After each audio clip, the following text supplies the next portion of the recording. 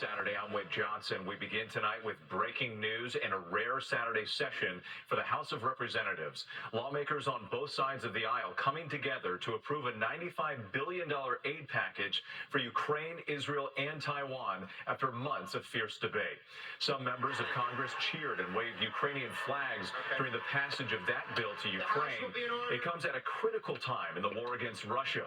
Shortly after the vote, Ukraine's President Volodymyr Zelensky thanking the House and Israel's Prime Minister Benjamin Netanyahu calling the passage of its aid bill much appreciated.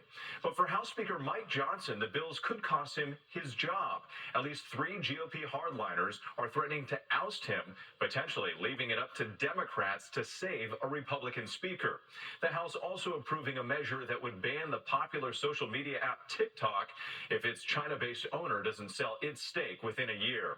All the bills now wrapped up into one package heading to the Senate next week. ABC's Jay O'Brien leading us off from Capitol Hill.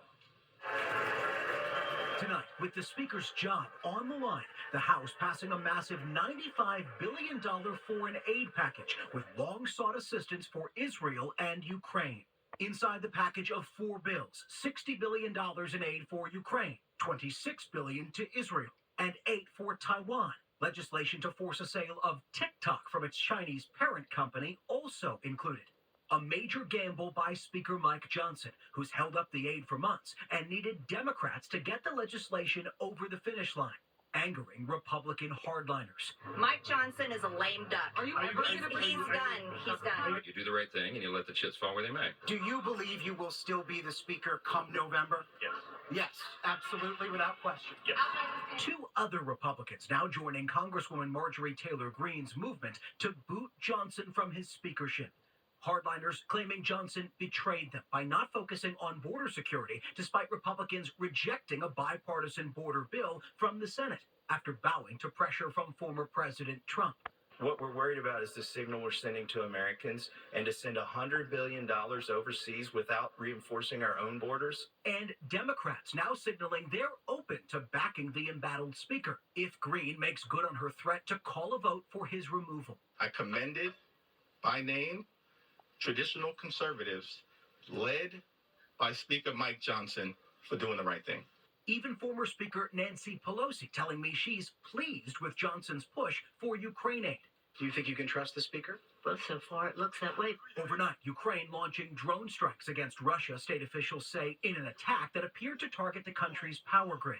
The last time the House approved standalone aid for Ukraine was December 2022, when Democrats still controlled the chamber. Late today, Ukraine's president thanking the House, saying the country's soldiers and citizens, quote, suffering from Russian terror will feel it.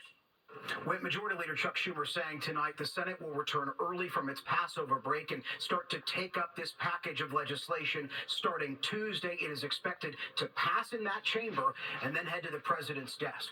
Whit. All right, Jay, and while we have you here, inside that package is a bill to force a sale of the popular social media app TikTok. What do we know about that, and what could the implications be? Whit, you'll recall the House passed similar legislation in March aimed at TikTok, but it stalled out in the Senate. Now that TikTok bill is in this foreign aid package, it means that if senators want to approve that aid for Israel and Ukraine, they would also likely have to vote for forcing a sale of TikTok away from its Chinese parent company, ByteDance. And if that sale doesn't occur, then the app could be banned. TikTok saying tonight that this bill could strip the app away from 170 million U.S. users. Whit. Something to watch and a busy weekend at the Capitol. Jay O'Brien, thank you. And tune into This Week tomorrow morning. Jonathan Karl interviews 2 key House members following the critical votes on foreign aid. Republican Mike McCall of Texas and Democrat Ro Khanna of California. We head